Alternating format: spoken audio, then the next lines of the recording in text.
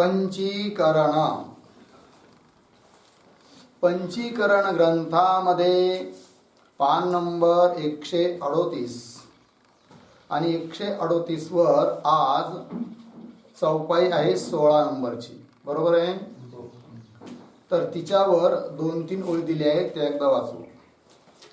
तर या रीतीने स्थूल व सूक्ष्म या दोनही देहाहून आत्मा भिन्न आहे याचा शिष्यास स्पष्टपणे अनुभव करून श्रीगुरूंनी काय केलं की आतापर्यंत शिष्याला उपदेश केला की बाबा रे, तू स्थूल देह म्हणजे तुझं स्वरूप नाही, सूक्ष्म देह म्हणजे तुझं स्वरूप नाही, तू तर स्थूल आणि सूक्ष्म देहाहून भिन्न आहे. हा उपदेश केला, अनुभव करून दिला.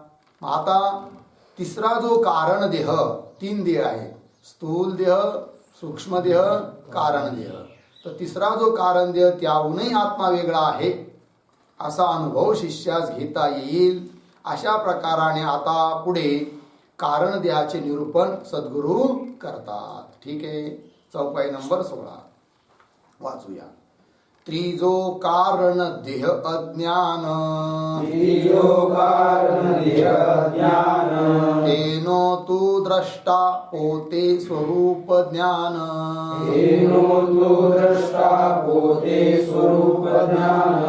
तेथी विलक्षण तू आत्मा जान, ते तो नहीं अनुभव प्रमाण, त्रिजो कारण देह ज्ञान, तेनो तू द्रष्टा पोते स्वरूप ज्ञान, तेथी विलक्षण तू आत्मा जान, ते तो नहीं अनुभव प्रमाण. त्रिजो कारण देह अज्ञान. अन्वय पहिली पंक्ती सरळ. त्रिजो कारण देह अज्ञान. दुसरी ओळ. तू तेनो पोते स्वरूप ज्ञान द्रष्टा, पोते स्वरूप ज्ञान द्रष्टा. ठीक. खालची तिसरी ओळ सरळ आहे, चौथी पण सरळ. तेथी विलक्षण तू आत्मा जान, ते तू नाही अनुभव प्रमाण. ठीक आहे. अर्थ पहा. त्रिजो, त्रिजो शब्दाचा अर्थ आहे तिसरा. कारण देह अज्ञान, तिसरा कारण देह आहे. कोण आहे तो कारण देह? अज्ञान. अज्ञान हाच काय आहे? कारण देह आहे. ठीक. पुढची ओळ. तू तेनो पोते स्वरूप ज्ञान द्रष्टा. ठीक. श्रीगुरु सांगतायत शिष्याला, तू तेनो, तेनो शब्दाचा अर्थ आहे त्याचा. पोते, पोते शब्दाचा अर्थ आहे स्वतः. स्वरूप ज्ञान द्रष्टा, तू त्याचा म्हणजे त्या कारण देहरूप अज्ञानाचा स्वतः स्वरूप ज्ञान, स्वरूप ज्ञान म्हणजे ज्ञान स्वरूप असा तू त्याचा द्रष्टा आहेस. अर्थात कारण देह जे अज्ञान ते झालं दृश्य, आणि तू त्याचा काय आहे? द्रष्टा आहे. आणि दृश्यापासून द्रष्टा हा भिन्न असतो. याचा अर्थ कारण देह सुद्धा तू नाही, तुझं नाही, तू त्याच्याहून वेगळा आहेस. स्वरूप ज्ञान झालं एवढं द्रष्टा. पुढे तेथी विलक्षण. तेथी शब्दाचा अर्थ आहे ते त्याहून.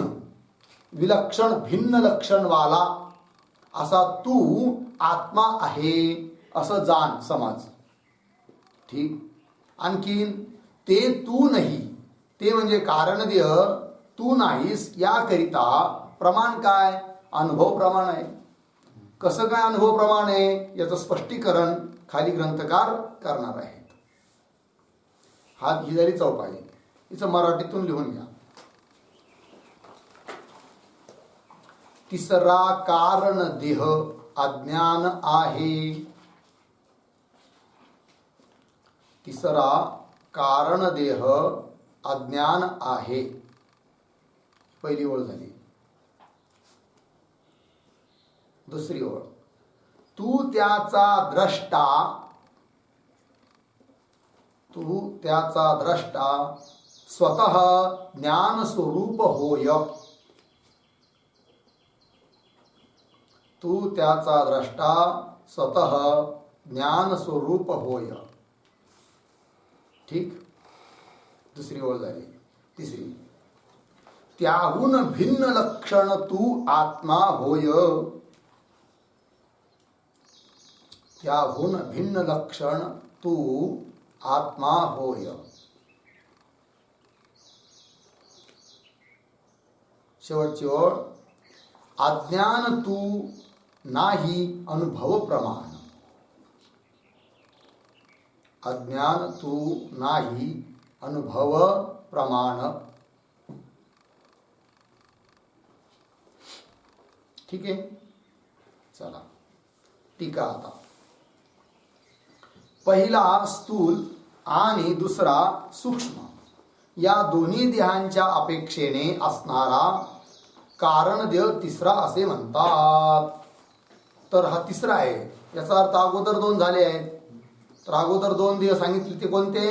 स्थूल देह आणि सूक्ष्म देह. आणि म्हणून या अज्ञानाला म्हणायचं काय? तिसरा. तिसरा आहे कारण देह म्हणायचं. कारण देह का त्याला म्हणायचं या तिसऱ्याला? त्याचे उत्तर देतात ग्रंथकार. पहिला स्थूल आणि दुसरा सूक्ष्म या दोनही देहांच्या अपेक्षेने असणारा कारण देह तिसरा असे म्हणतात. अज्ञानाचे नाव कारण देह आहे. अज्ञानालाच काय म्हटलं आहे? कारण देह. अज्ञान म्हणजे आपल्या स्वस्वरूपाचं अज्ञान. ठीक आहे. शिष्य, अज्ञानाचे नाव कारण देह का पडले असावे? प्रश्न आहे त्याचा. म्हणजे तुम्ही अज्ञानालाच कारण देह म्हणता, का बरं त्या अज्ञानाला तुम्ही कारण देह म्हणत आहात? हा प्रश्न. उत्तर देतात श्रीगुरु. अज्ञानापासून स्थूल आणि सूक्ष्म हे जे दोन देह तत्स्वरूप कार्य झाले आहेत. सापडलं? तिथं थोडासा बदल असा आहे की तत्स्वरूप कार्याला कट करायचं आणि एक शब्द टाकायचा उत्पन्न झाले आहे. उत्पन्न शब्द झाले आहे हे छापलेलंच आहे.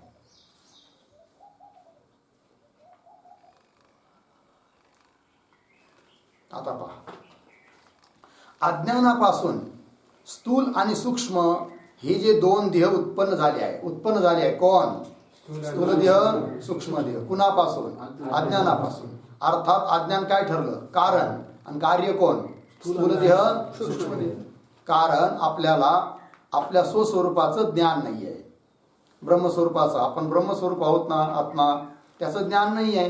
देह रूपाने ज्ञान आहे. अर्थात अज्ञान आहे आपल्याला स्वस्वरूपाचं. आणि अज्ञान असल्यामुळे काय झालं? देहाधिकाबरोबर तादात्म्य झालं. कर्म करायला लागला मनुष्य आणि मग पुन्हा पुन्हा जन्म घ्यावा लागतो. मग बार बार देह धारण करावा लागतो. अर्थात त्या देहाला कारण कोण आहे? अज्ञान. जर स्वस्वरूपाचं ज्ञान झालं, देह धारण करावा लागतच नाही. अर्थात स्थूल देह आणि सूक्ष्म देह याला कारण कोण आहे? अज्ञान आहे. सूक्ष्म देह पंचमहाभूतापासून उत्पन्न झाला आहे की नाही? स्थूल देह सुद्धा. आणि त्या पंचमहाभूत उत्पन्न झाले कुणापासून? मायेपासून. माया हे काय आहे? अज्ञानच आहे. अर्थात येन केन प्रकारे हे सिद्ध होतं की स्थूल देह आणि सूक्ष्म देह दोघालाही कारण कोण आहे? अज्ञान. अर्थात अज्ञान झालं कारण आणि कार्य झालं स्थूल देह, सूक्ष्म देह. या दोन्ही देहाकरिता अज्ञान कारण आहे. म्हणून त्या अज्ञानाला म्हटल्या जातं काय? कारण देह. ठीक आहे ना? कारण देह. दह्यते इति देह, जो नष्ट होतो, जाळला जातो ज्ञानाने, म्हणून त्याला देह म्हणायचं. किंवा शीर्यते इति शरीरम, तत्वज्ञानाने जे नष्ट होतं म्हणून त्याला म्हणायचं शरीर. मग अज्ञान रूप कारण देह हा तिसरा झाला. ठीक आहे ना जी? अज्ञान का आहे की नाही, त्याला काय म्हणायचं? कारण देह. कारण का म्हणायचं? स्थूल आणि सूक्ष्म शरीराला कारण आहे. बरोबर आहे. देह का म्हणायचं? की तत्वज्ञानाने नष्ट होतो म्हणून त्याला काय म्हणायचं? देह. म्हणून एक नाव पडलं त्याला काय? कारण देह. चला, अज्ञानापासून स्थूल आणि सूक्ष्म हे जे दोन देह उत्पन्न झाले आहेत. ठीक आहे ना? पुढं काय बघा, त्यामुळे असा शब्द आहे ना, तर मध्ये एक वाक्य लिहायचं. झाले आहे याच्यानंतर. अर्थात अज्ञान अर्थात अज्ञान दोन्ही देहाचे कारण आहे. दोन्ही देहाचे कारण आहे. ठीक आहे. चला, अज्ञानापासून हे दोन देह उत्पन्न झाले. अर्थात या दोन देहाचं कारण कोण? अज्ञान. अर्थात अज्ञान दोन्ही देहाचे कारण आहे. त्यामुळे अज्ञानाला कारण देह असे नाव पडले आहे. ठीक. आणि ज्याप्रमाणे स्थूल व सूक्ष्म या दोन्ही देहाचा तू द्रष्टा आहे, श्री गुरु सांगताय शिष्याला की जसं तू स्थूल देहाचा द्रष्टा आहे, त्याचप्रमाणे जसा तू सूक्ष्म देहाचा द्रष्टा आहे, त्याचप्रमाणे तो कारण देह रूप जे अज्ञान त्याचाही काय आहे? द्रष्टा आहे. ज्याप्रमाणे स्थूल व सूक्ष्म या दोन्ही देहाचा तू द्रष्टा आहेस, त्याचप्रमाणे कारण देहाचाही तू द्रष्टा आहेस. तू स्वतः ज्ञान रूप आहेस. तू द्रष्टा आहे, तू मात्र ज्ञान स्वरूप आहे. म्हणून तो अज्ञान रूप तिसरा कारण देह तू नाहीस. कारण दोघांमध्ये अत्यंत अंतर आहे. कळलं की नाही? ते अज्ञान रूप आहे कोण? कारण देह. आणि तू मात्र ज्ञान स्वरूप आहे. कारण देह जे अज्ञान ते दृश्य आहे आणि तू त्याचा द्रष्टा आहे. कारण देह जो अज्ञान ते जड आहे आणि तू मात्र चेतन ज्ञान स्वरूप आहे. अर्थात तुमच्या दोघात अत्यंत भेद आहे. याचा अर्थ अज्ञान रूप जे कारण देह ते तू नाही, ते तुझं नाही, तू त्याचा द्रष्टा आहेस. अर्थ शिष्य, महाराज स्थूल देहाची सर्व तत्वे स्पष्टपणे पाहण्यात येतात. आहे की नाही? तुम्ही उघड उघड करून स्पष्टपणे सांगितलं पण आहे. माग स्थूल देहाचे 25 तत्व सांगितले, सूक्ष्म देहाचे 25 तत्व सांगितले. ते दिसतात, अनुभवाला तरी येतात. महाराज स्थूल देहाची सर्व तत्वे स्पष्टपणे पाहण्यात येतात म्हणजे अनुभवाला येतात. त्याचप्रमाणे सूक्ष्म देहाची तत्वेही अनुमानाने का होईना पण स्पष्टपणे समजावून घेता येतात. कोण? सूक्ष्म देहाची तत्व अनुमानाने होईना जाणल्या जातात. ठीक. व ती सर्व दृश्य असून मी त्या स्थूल व सूक्ष्म देहाचा द्रष्टा आहे. ही माझ्या लक्षात आलं की ते दृश्य आहेत आणि मी त्यांचा द्रष्टा आहे. असा अनुभव स्पष्टपणे घेता येतो. ठीक आहे ना? पण आपण तिसरा अज्ञानरूप कारण देह जो सांगितला तो प्रत्यक्ष पाहण्यात येत नाही. तो तर दिसत नाही, त्याचं ज्ञान कसं होणार? प्रत्यक्ष पाहण्यात येत नाही. कोण? कारण स्वरूप असणारा तिसरा देह अज्ञान. पण आपण तिसरा अज्ञानरूप कारण देह जो सांगितला तो प्रत्यक्ष पाहण्यात येत नाही व अनुमानानेही ध्यानात येण्यासारखा नाही असे वाटते. शिष्य बोलतोय. ठीक. अनुमानाने देखील लक्षात येण्यासारखा नाही आहे. कोण? कारण देह. व अनुमानाही असं पदेन तिथं एक वर्ण उकला आहे. अनुमानानेही ने शब्द टाका. व अनुमानानेही ध्यानात येण्यासारखा नाही असे वाटते. बरोबर? तर मग ते कारण देहात्मक अज्ञान दृश्य आहे आणि मी त्याचा द्रष्टा आहे असा अनुभव मला कसा होईल ते कृपा करून सांगावे. माझ्या लक्षात आणून द्या की ज्याप्रमाणे मागच्या 2 देहाच्या बाबतीत तुम्ही माझ्या लक्षात आणून दिलं की स्थूल देह आणि सूक्ष्म देह दोन्हीही दृश्य आहे आणि मी त्याचा द्रष्टा आहे, त्याप्रमाणे कारण देह रूप जे अज्ञान ते देखील दृश्य आहे आणि मी आत्मा त्याच्याहून वेगळा आहे, त्या कारण देहाचा मी द्रष्टा आहे, हे मला तुम्ही लक्षात आणून द्या, समजावून सांगा. असं कोण म्हणतो? शिष्य. श्री गुरु बोलतात, अरे बाबा, तिसऱ्या कारण देहरूप अज्ञानाचा 3 प्रकारांनी तू द्रष्टा आहेस. म्हणजे काय? की अज्ञान रूप जे कारण देह त्याचा देखील तू द्रष्टा आहेस. ही गोष्ट आम्ही तुला 3 पद्धतीने समजावून सांगू शकतो. कोण बोलताय? श्री गुरु. काय? की कारण देह दृश्य आहे, अज्ञान हेच कारण देह ते दृश्य आहे आणि तू त्याचा द्रष्टा आहेस, साक्षी आहेस. ही गोष्ट आम्ही पटवून देणार आहे 3 प्रकाराने, 3 पद्धतीने. लक्षात आलं? कोण कोण 3 पद्धत आहे ती खाली एक एक येऊ राहिल्या. श्री गुरु, अरे बाबा, तिसऱ्या कारण देहरूप अज्ञानाचा 3 प्रकारांनी तू द्रष्टा आहेस. कसं? शिष्य बोलतो, कोणत्या 3 प्रकारांनी मी? हे अज्ञान जाणू शकेन ते मला सांगावे. म्हणजे अज्ञान दृश्य आहे, मी त्याचा द्रष्टा आहे, ही गोष्ट मला तुम्ही पटवून देणार आहात 3 प्रकारांनी. तर ते कोणते 3 प्रकार आहे, कोणत्या 3 प्रक्रिया आहेत ते मला कृपा करून समजावून सांगा, असं शिष्य म्हणतो. कुणाला? श्री गुरूंना. तर श्री गुरु बोलतात, स्थूल व सूक्ष्म देह मी जाणतो, पण मी स्वतःलाच ओळखत नाही. म्हणजे मी स्वतः कोण आहे हे माझे मलाच कळत नाही. असे प्रथम तू जे म्हणतोस याचेच नाव अज्ञान. अज्ञान काय आहे? अगोदर अज्ञानाची सिद्धी करून देत आहेत श्री गुरु. ठीक आहे की नाही? काय म्हणतात पहा, हे बघ शिष्य, श्री गुरु बोलतायत शिष्याला की स्थूल व सूक्ष्म देह मी जाणतो, असं तुझं म्हणणं आहे की नाही? स्थूल देहालाही मी जाणतो, सूक्ष्म देहालाही मी जाणतो, पण मी स्वतःलाच ओळखत नाही. पण मी स्वतः कोण आहे हेच मला माहीत नाही. स्थूल देह मी नाही, सूक्ष्म देह मी नाही, मी कोण आहे स्वतःला माहीत नाही, है की नाही? पण मी स्वतःलाच ओळखत नाही म्हणजे मी स्वतः कोण आहे हे माझे मलाच कळत नाही. माझे मला कळत नाही, न कळणं म्हणजेच काय? अज्ञान. असे प्रथम तू जे म्हणतोस सर्व आहे की नाही, याचेच नाव अज्ञान. अज्ञान झालं. या अज्ञानाचा तू द्रष्टा आहेस. आता अज्ञान सिद्ध केलं तर त्या अज्ञानाचा तू काय आहे म्हणे? द्रष्टा आहे. कसं काय सांगताय? कारण मी स्वतःला ओळखत नाही असे जे तुझे म्हणणे ते ज्ञाना वाचून संभावणारच नाही. तुला निदान एवढं तरी कळतं ना काय, की मी कोण आहे हे माझे मला माहित नाही, माझं मला मी ओळखत नाही, एवढं तरी तुला ज्ञान आहेत ना. जसं घटाला हेही ज्ञान नाही आहे. घट जे आहे स्वतःला असं म्हणू शकतो का की मी मला ओळखत नाही? हो, असं बोलू शकतो का घट? विचार करू शकतो का? नाही, तो जड आहे. पण निदान मनुष्य एवढं तरी म्हणू शकतो ना काय, मी घटाला जाणतो, पटाला जाणतो, स्थूल देहाला जाणतो, सूक्ष्म देहाला जाणतो, पण मी कोण आहे माझं मलाच माझं कळत नाही. हे कळत नाही हे जे बोलणं आहे हे ज्ञाना वाचून बोलणं आहे का ज्ञानाने बोलणं आहे?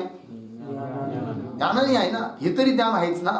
बघा मग, मी स्वतःला ओळखत नाही असे जे तुझे म्हणणे ते ज्ञाना वाचून संभवणारच नाही झालं.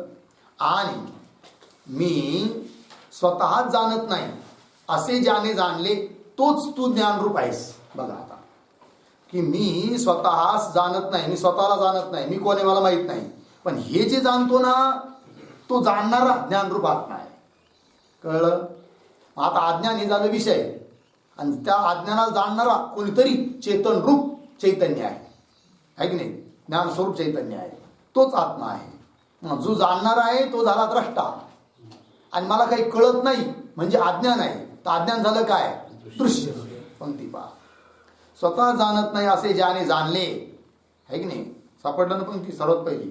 मी स्वतः जाणत नाही असे ज्याने जाणले, असा जाणणारा जो तोच तू ज्ञानरूप आहेस. बरोबर?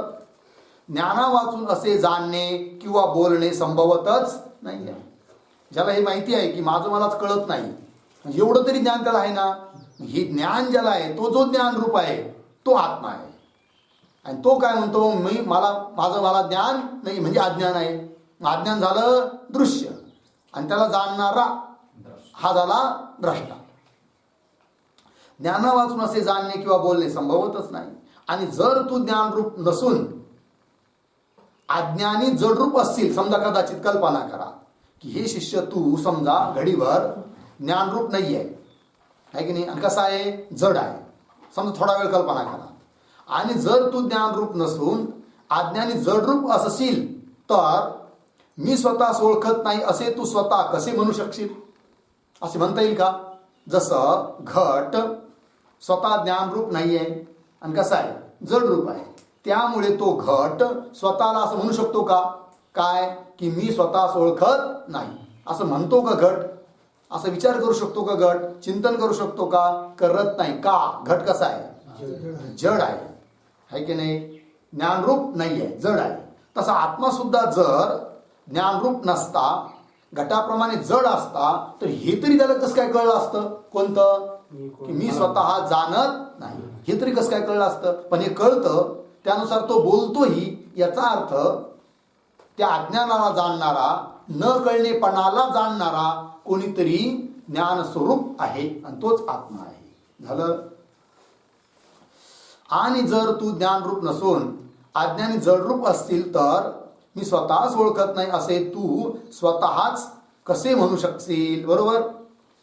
तेच उदाहरण देतात मातीच्या घटाचं. मातीचा घट जड व ज्ञानहीन असतो.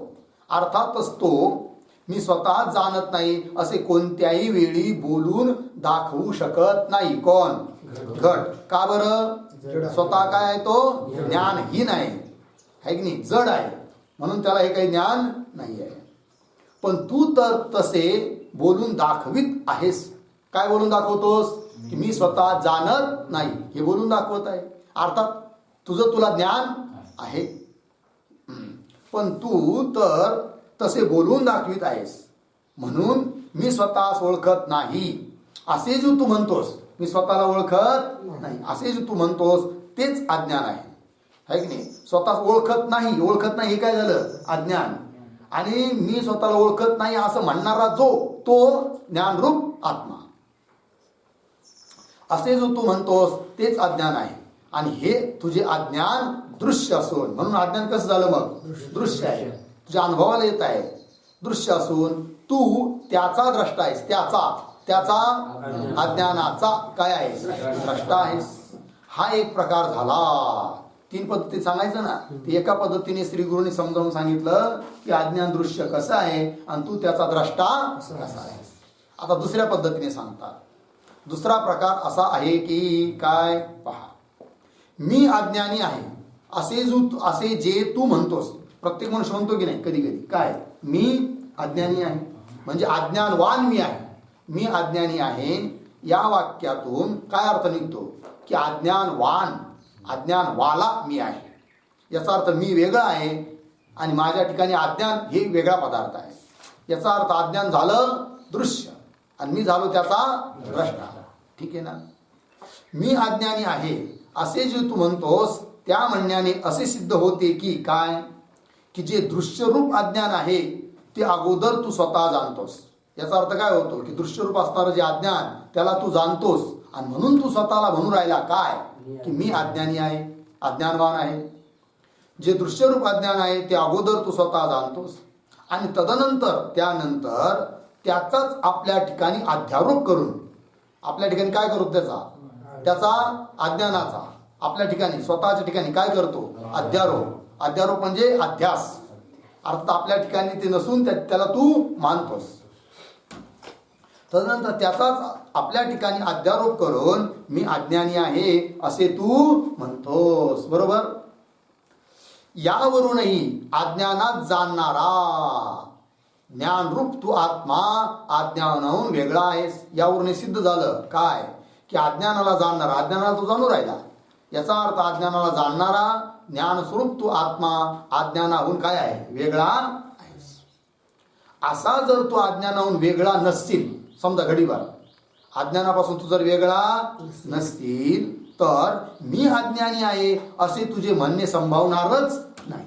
कसं काय होऊ शकेल? उदाहरण पहा. समजा जसं कधी कधी मनुष्य म्हणतो मी धनी आहे. काय आहे? मी धनी आहे. धनी म्हणजे धनवान आहे की नाही? याचा अर्थ काय होतो? की धनवान मी आहे. याचा अर्थ धनाला आपण जाणतो, धनाहून आपण वेगळे आहोत आणि त्या धनाचे मालक आपण आहोत. म्हणजे धन वेगळी गोष्ट आहे आणि त्या धनाचे मालक म्हणून आपण वेगळी गोष्ट आहोत असा अर्थ निघतो. बरोबर आहे की नाही? त्याप्रमाणे मी अज्ञानी आहे याचा अर्थ मी अज्ञानवान आहे. याचा अर्थ अज्ञान वेगळी गोष्ट आहे आणि त्या अज्ञानाला जाणणारा आपण वेगळी गोष्ट आहे. लक्षात आलं? चला पंक्ती पहा. यावरून मी अज्ञानी आहे असे तू म्हणतोस. यावरूनही अज्ञानास जाणणारा ज्ञानरूप तू आत्मा अज्ञानाहून वेगळा आहेस. असा जर तू अज्ञानाहून वेगळा नसशील, समजा घडीभर अज्ञानापासून तू वेगळा नसशील तर मी अज्ञानी आहे असे तुझे म्हणणे संभावणारच नाही. लक्षात आलं? स्थूल देहाचे, जसं स्थूल देहाचं उदाहरण देऊन सांगतात. स्थूल देहाचे जाडा, पातळ, काळा, गोरा इत्यादी धर्म तू जाणतोस. म्हणजे हा माझा देह आहे म्हणजे हा माझा देह जाडा आहे किंवा पातळ आहे किंवा काळा आहे किंवा गोरा आहे असे तू जाणतोस देहाला, जाणतो की नाही आपण? तर मग तो स्थूल देह तसेच त्याचे धर्म यांना जाणणारा तू स्वतः आत्मा त्या दोघापासून भिन्न आहेस, आहे की नाही? देहापासून, देहाच्या धर्मापासून तू भिन्न आहे, कारण तू देहालाही जाणतो आणि देहाच्या धर्मालाही जाणतो. याचा अर्थ त्या दोघापासून तू कसा आहे? भिन्न आहेस, तू जाणतोस. तर मग तो स्थूल देह तसेच त्याचे धर्म यांना जाणणारा, स्थूल देहाचे धर्म काळा गोरा इत्यादी, स्थूलत्व आहे की कृशत्व इत्यादी, त्याचे धर्म यांना जाणणारा तू स्वतः आत्मा त्या दोघापासून भिन्न आहेस. हे उघडच सिद्ध होते. तरी पण असं उघड उघड स्पष्ट कळत असून देखील चुकीने मनुष्य काय म्हणतो पहा, तरी पण चुकीनेच आपण स्वतः जाडे, स्वतःला मनुष्य काय म्हणतो? मी जाडा आहे, मी पातळ आहे. खरं पाहिलं तर मी शब्दाचा अर्थ जो, तो जाड पातळ आहे का? काळा गोरा आहे का? नाही. मी शब्दाचा अर्थ आत्मा आहे, तो जाडा नाही, पातळ नाही, काळा नाही, गोरा नाही. काळा गोरा हे सर्व धर्म कुणाचे आहे? देहाचे आहे. पण ते देहाच्या धर्माचा आरोप मनुष्य काय करून घेतो? स्वतःवर करून घेतो आणि स्वतःला जाडा पतला वगैरे म्हणत बसतो असं. तरी पण चुकीनेच आपण स्वतः जाडे, पातळ, काळे, गोरे इत्यादी आहो असे मानतोस. त्याचप्रमाणे आहे की नाही? हे झालं इकडं. आता इकडं अज्ञानाच्या बाबतीत पहा. त्याचप्रमाणे अज्ञानाचे दृश्य रूप समजूनही, अज्ञान दृश्य आहे, मी त्याचा द्रष्टा आहे असं लक्षात येऊन देखील मनुष्य काय म्हणतो? मी अज्ञानी आहे असं म्हणतो की नाही? कोणती पहा. त्याचप्रमाणे अज्ञानाचे दृश्य रूप समजूनही भ्रमाने मी स्वतः अज्ञानी आहे असा आपल्या ठिकाणी अध्यारोप करतोस. अध्यारोप करणं म्हणजे आरोप करणे, अध्यास करणे, नसलेला धर्म आपल्या ठिकाणी मानणे. ठीक आहे, असा आपल्या ठिकाणी अध्यारोप करतोस. म्हणून विचार करून अनुभव घेऊन पाहशील. म्हणून तू जर याच्यावर विचार केला, याचा अनुभव घेतला, तर तुझ्या लक्षात येईल काय की अज्ञान हे दृश्य आहे आणि तू त्याचा द्रष्टा आहेस. विचार करून अनुभव घेऊन पाहशील तर अज्ञानात जाणणारा तू त्या अज्ञानाहून वेगळा आहेस.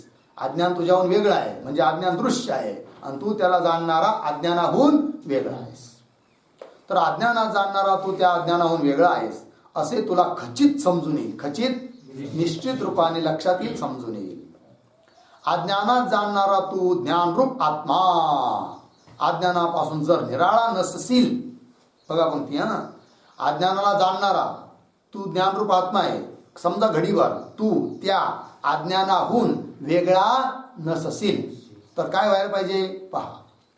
अज्ञानात जाणणारा तू ज्ञानरूप आत्मा अज्ञानापासून जर निराळा म्हणजे वेगळा नसशील तर मी अज्ञानी आहे असे तुझे म्हणणे किंवा मानणे केव्हाही सिद्ध होणार नाही. तू स्वतःला काय म्हणायला पाहिजे, आहे की नाही? अज्ञानच मी आहे असं म्हणायला पाहिजे. पण मी अज्ञानी आहे म्हणजे अज्ञानवान मी आहे असं बोलणं सिद्ध होणार नाही. जर तू स्वतः अज्ञानी असता तर, पण तू स्वतः अज्ञानच तू नाही आहे, तू अज्ञानाहून वेगळा आहेस. चला, तू ज्ञानरूप आत्मा अज्ञानापासून जर निराळ नसतील तर मी अज्ञानी आहे असे तुझे म्हणणे किंवा मानणे केव्हाही सिद्ध होणार नाही. याच्यावरून देखील ठरतं की अज्ञानापासून तू वेगळा आहे, अज्ञान दृश्य आहे आणि तू त्याचा द्रष्टा आहेस. हे दोन प्रकार झाले. ठीक, पुढे तिसरा प्रकार असा, अज्ञानाचे दोन प्रकारचे कार्य आहेत. कोण कोण? असद्रूप आणि अज्ञानरूप, अभानरूप नावाची दोनही आवरणे तू जाणतोस. अज्ञानाचे दोन कार्य, दोन कार्य कोणकोणते? दोन प्रकारचे आवरण. कोण कोण? असद्रूप आवरण, अभानरूप आवरण. असत्वापादक आवरण, अभानापादक आवरण. असत्वापादक आवरण म्हणजे आत्मा किंवा ब्रह्म नाहीच अशा अर्थाचा निश्चय. अभानापादक म्हणजे त्याचं भान होत नाही, आहे की नाही, अशा स्वरूपाचं आवरण. ठीक. तिसरा प्रकार असा, अज्ञानाचे दोन प्रकारचे कार्य असद्रूप आणि अभानरूप नावाची दोनही आवरणे तू जाणतोस. बरोबर शिष्य? असद आवरण व अभान आवरण म्हणजे काय ते कृपा करून सांगावे. आता तुम्ही म्हटलात म्हणे असद आवरण, अभान आवरण, पण काय आहे ते असद आवरण, काय आहे ते अभान आवरण, ते काही मला कळलं नाही. अगोदर ते स्पष्ट करून सांगा. गुरु बा शिष्या, तू आत्म्याला जाणतोस असे तुला कोणी विचारले असता, है की नाही? जाणतोस, तू आत्म्यात जाणतोस, प्रश्नचिन्ह, असा कोणी प्रश्न केला आहे शिष्याला समजा. ठीक, बघा, बा शिष्या, तू आत्म्यात जाणतोस असे तुला कोणी विचारले असता, असा तुला कोणी प्रश्न केला असता, तू उत्तर काय देतो? आत्मा म्हणतात तो कोठे आहे? कोण आत्मा? कोण ब्रह्म? हा, आमच्या गावात कोणीच नाही वा असं काही, असं तो म्हणतो. कळलं की नाही? म्हणजे अज्ञानाला जाणत न जाणणं म्हणजे हेच काय झालं? असत आवरण, नाहीपणाचा निश्चय. ठीक, आत्मा म्हणतात तो कोठे आहे की ज्यास मी जाणू शकेन, असे तू उत्तर देतोस. बरोबर, त्या प्रश्नाचं उत्तर तू असं देतोस. म्हणजे आत्मा नाहीच असं तू म्हणतोस, आहे की नाही? नाहीच, व पाहण्यातही येत नाही. तर नाहीच म्हणण्यामधून असत आवरण, असत्वापादक आवरण, आणि पाहण्यात येत नाही म्हणजे अनुभवात येत नाही हे म्हणण्यातून अभानापादक आवरण, व पाहण्यातही येत नाही असे तुझ्या उत्तरापासून निघते. बरोबर, त्यापैकी आत्मा नाहीच अशा अर्थाचे जे म्हणणे त्याचे नाव असत आवरण आहे. त्याला काय म्हणायचं? असत आवरण. आणि असत आवरणाची निवृत्ती कशाने होते म्हणून सांगितलं आहे? परोक्ष ज्ञानाने. कारण परोक्ष ज्ञानाचं स्वरूप काय? ब्रह्म असते, ब्रह्म आहे, आहेपणाचा निश्चय. मग एकदा का आहेपणाचा निश्चय झाला तर नाहीपणाचा निश्चय राहतो का? नाही. नाहीपणाचा निश्चय म्हणजेच काय? असत आवरण. ते नष्ट होतं. कशाने? परोक्ष ज्ञानाने. आणि आभानापादक आवरणाची निवृत्ती होते कशाने? अपरोक्ष ज्ञानाने. कारण अपरोक्ष ज्ञानाचं काय स्वरूप आहे की ते ब्रह्मच मी आहे. प्रत्येक आत्माशी अभिन्न असणारं ब्रह्म ते ब्रह्मच मी आहे. असा अनुभव घेतला तर असा अनुभवात आल्यानंतर त्याचं भान होत नाही अशा स्वरूपाचं जे आभानापादक आवरण ते काय होऊन जातं? नष्ट होतं. ठीक, चला, त्यापैकी आत्मा नाहीच अशा अर्थाचे जे म्हणणे त्याचे नाव असदावरण आहे, आवरण. आणि आत्मा पाहण्यातच येत नाही. पाहण्यात येत नाही म्हणजे अनुभवात येत नाही असं जे म्हणणं, हा, आत्मा पाहण्यातच येत नाही अशा अर्थाचे जे म्हणणे त्याचे नाव आभानावरण असे समजावे. दोन आवरण झाले, कोण कोण? असदावरण, आभानावरण. आता आत्मा नाही व भासतही नाही असे ज्याने जाणले, पण हे जाणणार तरी कोणतरी आहे की नाही? की आत्मा नाहीच हे तरी म्हणणारा कोणीतरी आहे ना. आणि आत्म्याचं भान नाही मला असं म्हणणारा तरी कोणीतरी आहे ना. मग हे ज्याला कळतं, काय कळतं? की आत्मा नाहीच हे ज्याला कळू राहिलं, आत्म्याचं भान नाही हे ज्याला कळू राहिलं, असा कळून घेणारा जो आहे ना तोच आत्मा आहे. कळला अर्थ? चला, आत्मा, आता आत्मा नाही व भासत नाही, भासतही नाही असे ज्याने जाणले, बरोबर आहे की नाही? तोच तू आत्मा आहेस, तो आत्मा तू आहेस. अर्थात तू जाणणार आहेस, ज्ञान स्वरूप आहे. आणि तू जाणू नाही राहिला कशाला? आत्मा म्हणजे असत आवरण झालं. म्हणजे असत आवरण काय झालं? दृश्य. आभान आवरण काय झालं? दृश्य. म्हणजे अज्ञानाचे जे दोन कार्य, असत्वावरण, असद आवरण, आभान आवरण, ते झाले दृश्य आणि तू झाला त्याचा द्रष्टा. याचा अर्थ त्या दृश्याहून, त्या आवरणावरून आणि आवरणाचं कारण जे अज्ञान त्याच्याहून तू वेगळा आहेस, कारण तू द्रष्टा आहे आणि ते दृश्य आहे. तिसऱ्या पद्धतीने झालं. पुढे पहा, तरी पण मी आत्मा नाही तर मी मनुष्य आहे असं म्हणतो की नाही? मनुष्य विपरीत भावना करून भ्रमाने. तरी पण मी आत्मा नाही तर मी मनुष्य, करता, भोगता आहे. पण हे मला प्रश्नोत्तरांनी सिद्ध मात्र करता येत नाही. समजतो मनुष्य. अज्ञान लोक असंच म्हणतात सारं काय, की मी आत्मा नाही हो, मी मनुष्य आहे, करता भोगता आहे, पण हे काय मला त्याच्याबद्दल प्रश्नोत्तर मला काही विचारू नका, मला काही ते कळत नाही असं म्हणतो की नाही मनुष्य. हे मला प्रश्नोत्तराने सिद्ध मात्र करता येत नाही इत्यादी जे तू म्हणत आहेस ते सर्व अज्ञानाचे कार्य असून, हे सर्व काय आहे? अज्ञानाचं कार्य आहे. कार्य असून त्यास तू जाणणारा आहेस, आहे की नाही? तुला हे सारं कळू राहिलं की मला काही कळत नाही, आहे की नाही? मला प्रश्नोत्तर देता येत नाही, हे सारं कळतं ना ज्याला. मग जो कळणारा आहे ना तोच काय आहे? ज्ञान स्वरूप आत्मा आहे, द्रष्टा आहे. ते सर्व अज्ञानाचे कार्य असून त्यास तू जाणणारा आहेस. यासाठी तिसरा कारण देह जे अज्ञान, आहे की नाही? तिसरा देह कोणता आहे? कारण देह जे अज्ञान त्याहून विलक्षण म्हणजे भिन्न लक्षण वाला व निराळा असा तू आत्मा झालं. ज्ञानरूप आहेस असा त्याहून भिन्न असणारा तू आत्मा आहे. तू द्रष्टा आहे, तू साक्षी आहे, ज्ञान स्वरूप आहेस. म्हणून तो अज्ञानरूप कारण देहच तू नाहीस असे समज झालं. म्हणून एकंदरीत श्री गुरु सांगितलं की बाबा रे, अज्ञान स्वरूप असणारा जो कारण देह तो देखील तू नाहीस असं समज, म्हणजे असा निश्चय कर. ठीक. पुढे एक वाक्य लिहा. त्यामधील अहंता ममतेचा त्याग कर.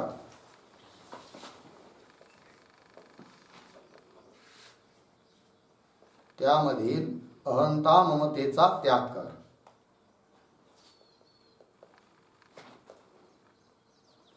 झालं. चला, म्हणजे कारण देहाविषयी असणारी जी अहंता आणि ममता तिचा काय कर तू त्याग कर.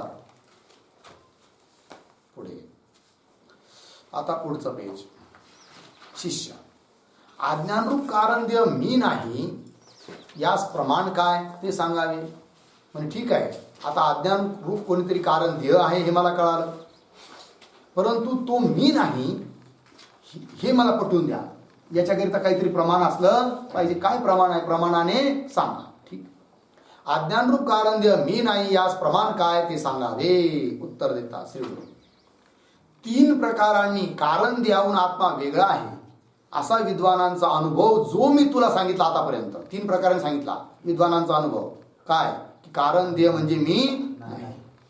3 प्रकारांनी कारण देहाहून आत्मा वेगळा आहे असा जो विद्वानांचा अनुभव जो मी तुला सांगितला तो अनुभव त्यास प्रमाण आहे. ठीक. आत्मा सूर्यासारखा स्वयंप्रकाश असून, जसं व्यवहारामध्ये सूर्य हा कसा आहे? स्वयंप्रकाश आहे. तसा आत्मा सुद्धा कसा आहे? स्वयंप्रकाश आहे. म्हणजे सूर्याला प्रकाशित करण्याकरिता अन्य सूर्याची किंवा अन्य प्रकाशाची गरज पडत नाही. त्याप्रमाणे आत्म्याला जाणण्याकरिता अन्य कुणाचीही गरज पडत नाही असा अर्थ. आत्मा सूर्यासारखा स्वयंप्रकाश असून अज्ञानाहून भिन्न आहे. कोण? असे श्रुतीतही निरूपण केलेले आहे. श्रुती म्हणजे वेदात सुद्धा ही गोष्ट सांगितलेली आहे. यासाठी विचार करून आपण तिसऱ्या कारण देहाहून निराळे आहोत असा निश्चय करावा. श्रीगुरु सांगतात यासाठी काय कर? विचार कर बाबा, आणि विचार करून हे निश्चित कर काय? की आपण तिसऱ्या कारण देहाहून सुद्धा काय आहोत? निराळे आहोत असा निश्चय कर. आतापर्यंतच्या चिंतनाने काय सिद्ध झालं? की स्थूल देह, सूक्ष्म देह, कारण देह हे 3ही देह दृश्य आहेत आणि त्याहून आपण आत्मास्वरूप तिन्हीहून वेगळे आहोत. अशा रीतीने कारण देहाचे निरूपण करून त्या कारण देहाची 8 तत्वे 17व्या चौपाईत सद्गुरू सांगतात. बरोबर. जसं माग स्थूल देहाचे 25 तत्व सांगितल्यानंतर पुन्हा आणखीन 8 तत्व सांगितले होते स्थूल देहाचे. बरोबर. तसंच सूक्ष्म देहाचे 25 तत्व सांगितल्यानंतर पुन्हा आणखीन अतिरिक्त 8 तत्व सांगितले होते. कशाचे? सूक्ष्म देहाचे. आणि सांगितलं, शेवटी सांगितलं होतं की 33 तत्व म्हणजे तू नाही, तुझे नाही, तू त्यांचा द्रष्टा आहेस. त्याचप्रमाणे सूक्ष्म देहाचे सुद्धा 33 तत्व तू नाही, तुझे नाही, तू त्या सर्वांचा काय आहे? द्रष्टा आहे. अर्थात त्या सर्वाहून वेगळा आहेस असं सांगितलं होतं. त्याप्रमाणे इथं सुद्धा काय? तिसरा देह जो कारण देह अज्ञान तो तू नाहीस हे सांगितलं. पण आता त्या कारण देहाचे सुद्धा आणखीन जे 8 तत्व आहे ती आता सांगतात. आणि मग पुन्हा शेवटी सांगतील की या कारण देहाचे जे 8 तत्व ते सुद्धा तू नाही, तुझे नाही, त्यांच्यापासून तू वेगळा आहेस. कळलं? पंक्ती पहा. चौपाई. सुषुप्ती अवस्था हृदयस्थान पश्यन्ति वाचा आनंद भोगजान द्रव्य शक्ती तमोगुणमान मकार मात्रा प्राज्ञ अभिमान सुषुप्ति अवस्था हृदयस्थान पश्यन्ति वाचा आनंद भोगजान द्रव्य सुषुप्तिर्मोदमान मकार मात्रा प्राज्ञाभिमान. ठीक.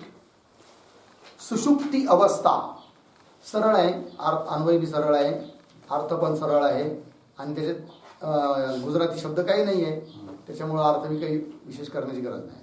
फक्त 8 कोणकोणते आहेत धर्म ते सांगायचे. तर सुषुप्ती अवस्था 1. कारण द्यायची अवस्था कोणती आहे? सुषुप्ती अवस्था. अर्थात सुषुप्ती अवस्थेमध्ये विशेष रूपाने प्रगट असतो कोण? कारण देह, अज्ञान. ठीक आहे ना. स्थूल देहाची सांगितली होती अवस्था जागृत अवस्था, सूक्ष्म देहाची स्वप्नावस्था, त्याप्रमाणे कारण देहाची सुषुप्ती अवस्था, गाढ निद्रा. आणि गाढ निद्रेमध्ये तो जीव कुठं राहतो?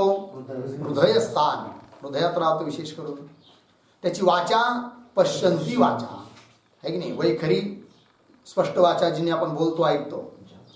तिच्या आत असणारी जी स्वतःला ऐकू येते ती मध्यमा, तिच्याही आत असणारी मनोरूप अत्यंत सूक्ष्म वाचा तिला म्हणायचं कोणती?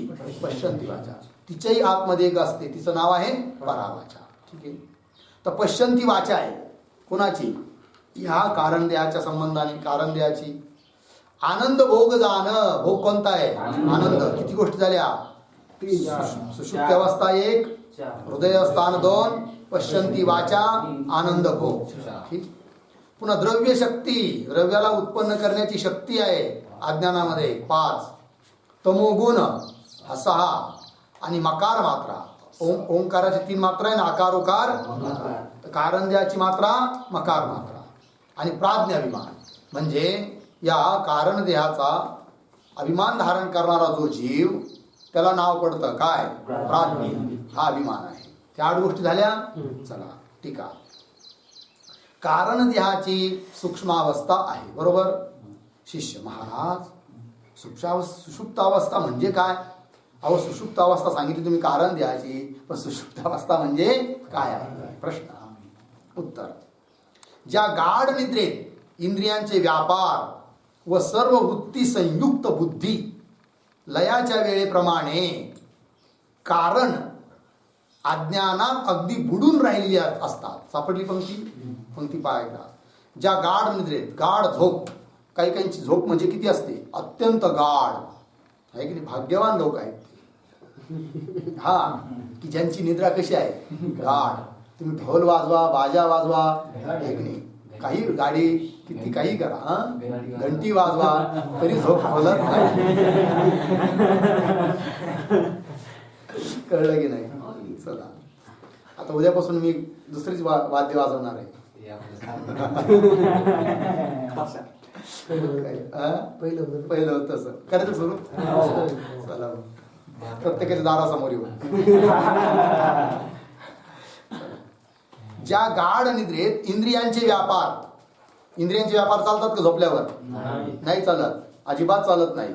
पहा तुम्ही, मी करायचो लहानपणी बरं का. एखादं कोणी झोपलेलं असलं का ते डोळे असे करून पाहिजे, ते पुढं असं काहीतरी करायचं. मग त्याला उठल्यावर विचारायचं तुला काही दिसलं होतं का झोपेत? तो म्हणतो काहीच नाही. मला असं वाटायचं की बाबा डोळे बंद असल्यामुळे दिसत नसल, आणि असं केल्यावर त्या माणसाला दिसत असं आपले बोटं वगैरे काही, पण दिसत नाही. ठीक आहे.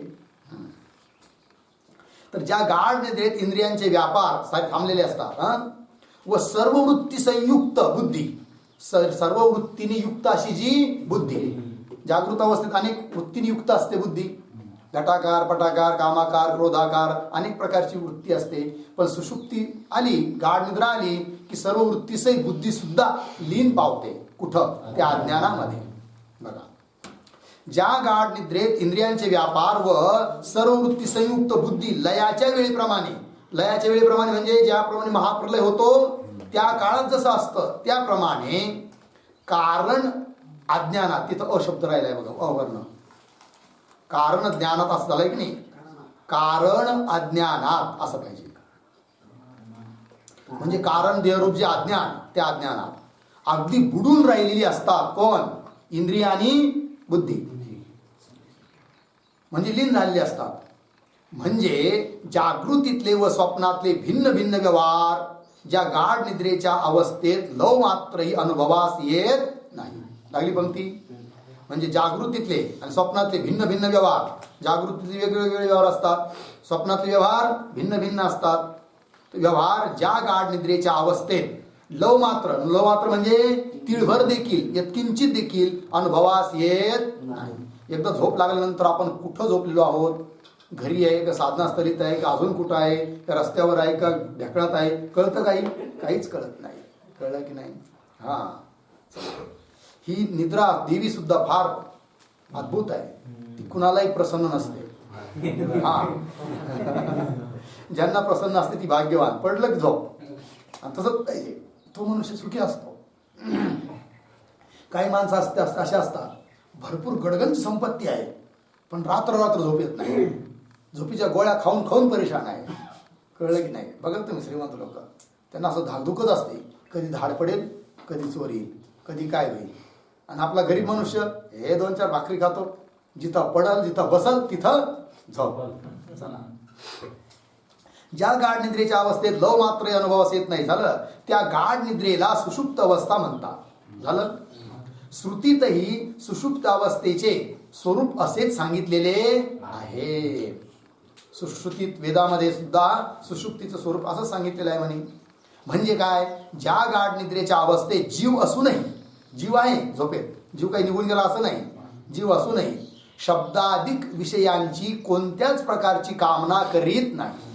गाढ झोप लागली तर शब्द, स्पर्श, रूप, रस, गंध कशाची त्याला काय होत नाही, आठवण होत नाही. आहे की नाही? अगदी जागा असताना जरी भांडला की माझा आंबा बदलून द्या म्हणून, तरी पण गाढ झोपल्यानंतर तो लक्षातही राहत नाही की आता आपल्याला आंबा बदलून घ्यायचा आहे म्हणून. कळलं की नाही? किंवा माझा आंबा आणखीने खाल्ला म्हणून. शब्दादी विषयांची कोणत्याच प्रकारची कामना करीत नाही आणि कोणत्याच प्रकारचे स्वप्नही पाहत नाही. कुठं? सुषुप्ती अवस्थेमध्ये. सुषुप्ती अवस्था वेगळी अवस्था आहे, स्वप्नावस्था वेगळी अवस्था आहे. स्वप्न दिसतं ते अवस्था स्वप्नावस्था, आणि जिथं काही दिसत नाही ती सुषुप्ती अवस्था. त्या अवस्थेचे नाव सुषुप्त अवस्था असे सांगितलेले आहे. त्या सुषुप्तीचा तू द्रष्टा आहेस, तर तिला तू जाणतोस, आहे की नाही? कारण सुषुप्तीहून जागा झाल्यानंतर काय म्हणतो मनुष्य? सुखम अहम अस्वाप्सम न किंचित अवेदिशम. संस्कृत वाक्य आहे. याचा अर्थ काय? सुखम अहम अस्वाप्सम म्हणजे मी सुखाने झोपलो होतो, न किंचित अवेदिशम काहीही जाणत, मी सुखाने निजलो होतो म्हणजे झोपलो होतो, व त्यावेळी मला सुखाशिवाय इतर काहीही ठाऊक नव्हते. काही जाणत नव्हतं म्हणजेच काय? अज्ञान. असं आहे. असे तुला स्मरणपूर्वक सांगता येते. म्हणजे जागा झाल्यानंतर या 2 गोष्टीचं तुला काय होतं? स्मरण. आणि स्मरण त्याच गोष्टीचं होत असतं ज्याचा अनुभव झालेला असतो. याचा अर्थ सुषुप्तीमध्ये या 2 गोष्टीचा अनुभव घेतलेला आहे. कोण? सुख आणि अज्ञान. असे तुला स्मरणपूर्वक सांगता येते. यावरून असे दिसते की काय? सुषुप्त अवस्थेत सुखच असते. सुषुप्ती अवस्थेत काय असतं? सुखच सुख आहे. पण ते कोणतं सुख आहे? अज्ञान आणि आवृत्त सुख आहे. आपल्याला सुख पाहिजे कोणतं? निरतिशय अनावृत्त सुख, जे अज्ञानाने आवृत्त नाही आहे आणि निरतिशय आहे. पण ज्याच्यापेक्षा दुसरं सुख, मोठं सुख नाही आहे, असं सुख आपल्याला पाहिजे. जर तशा सुखाची अपेक्षा नसती, ह्या सुखातच जर काम भागलं असतं तर मग 12ही महिने उठण्याचं कामच नव्हतं. एकदा झोपले पार 2022 उजेडल्यानंतरच उठायचं. कळलं की नाही? एकदा खाल्लं रात्री 12 वाजता की पुन्हा झोपायचं, पुन्हा दुसऱ्या वर्षीच उठायचं. असं झालं असतं. नासा आहे का? नाही आहे. सुषुप्त अवस्थेत सुखच असते. सुखा वाचून दुसरी काहीही नसते. त्या सुषुप्तीच्या वेळच्या सुखाचा अनुभव घेणारा तू आत्मा आहेस, बरोबर. परंतु सुषुप्तीच्या वेळी जो सुखाचा अनुभव येतो त्या सुखाचा अनुभव घेणारा तू आत्मा आहेस. म्हणूनच जागा झाल्यानंतर तू वर सांगितल्याप्रमाणे बोलतोस. काय? तुम्ही काही जाणत नव्हतो, सुखाने झोपलो होतो. पण सुषुप्तीच्या वेळी सुखाचा अनुभव, सापडली पंक्ती पहा. पण सुषुप्तीच्या वेळी सुखाचा अनुभव सापडलं. पुढे काय? म्हणजे कट करा आणि तिथं टाका तथा.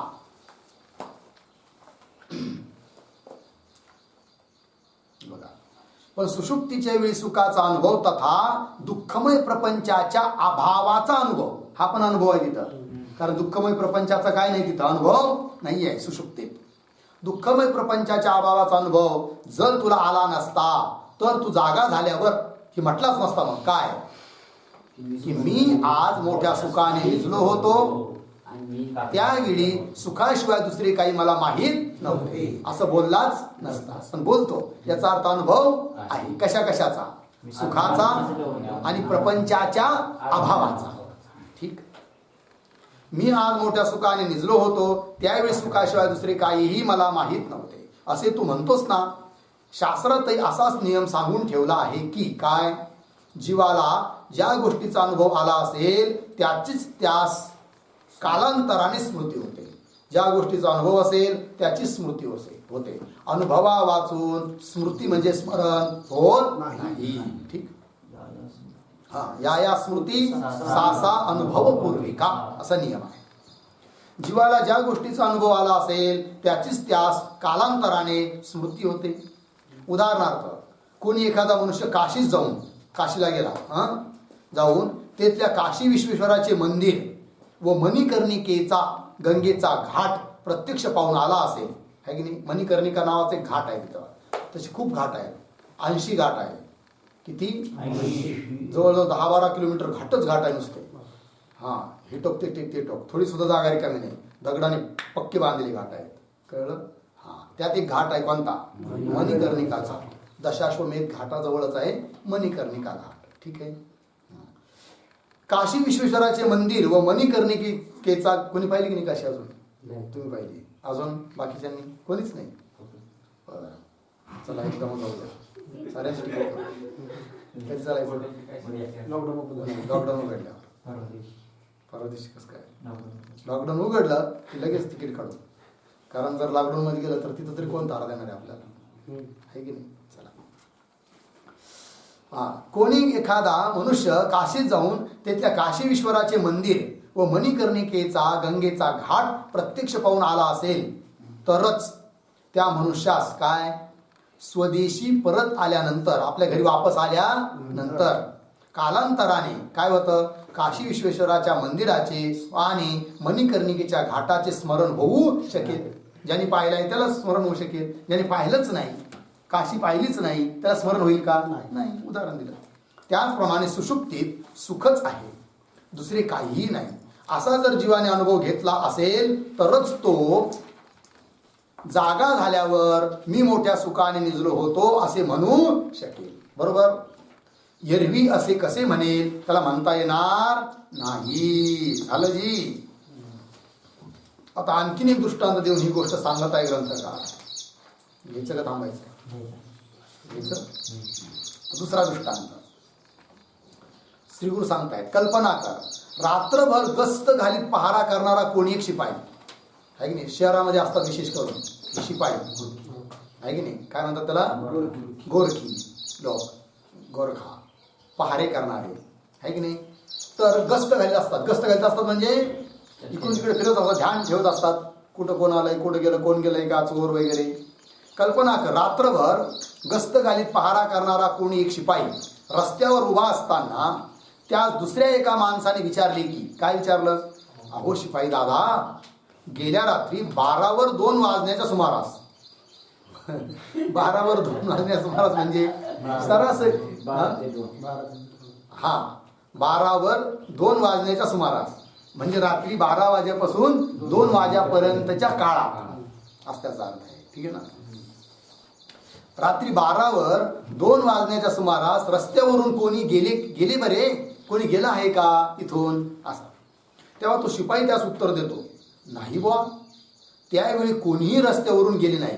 मी इथंच आहे, अगदी 11:30 वाजेपासून मी इथं आहे आणि 2:30 वाजेपर्यंत होतो. पण नक्कीच 12 वाजेपासून 2 वाजेपर्यंत कोणी इथून गेलेलं नाही, कोणी रस्त्यावरून गेले नाही.